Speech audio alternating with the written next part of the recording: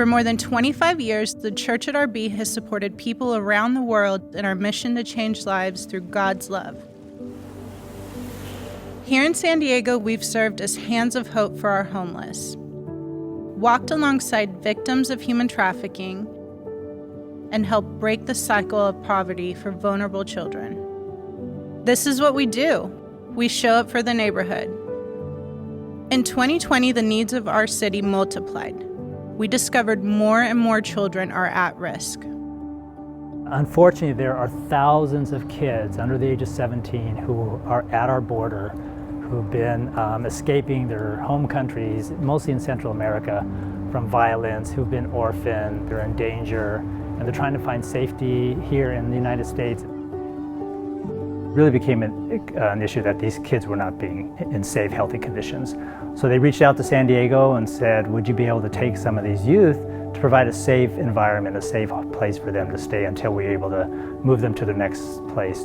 With SD Youth Services' 50-year reputation of serving homeless and foster youth in San Diego, the city reached out to Walter and his team to care for these at-risk children.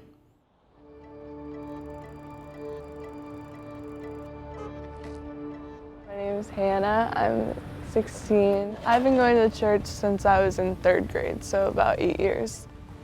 So tell me a little bit about when you first heard about the convention center and what was going on there.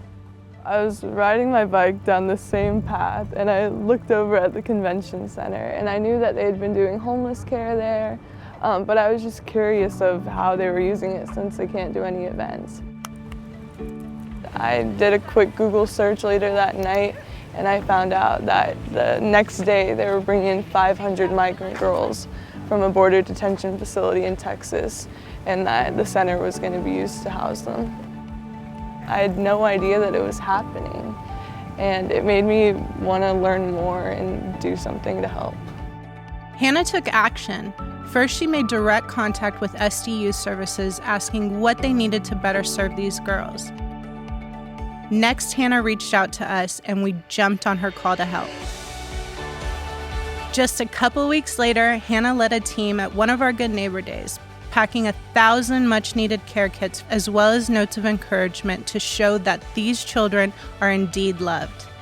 It's just always kind of been in my family, like when we see a problem, like you try to do what you can to solve it.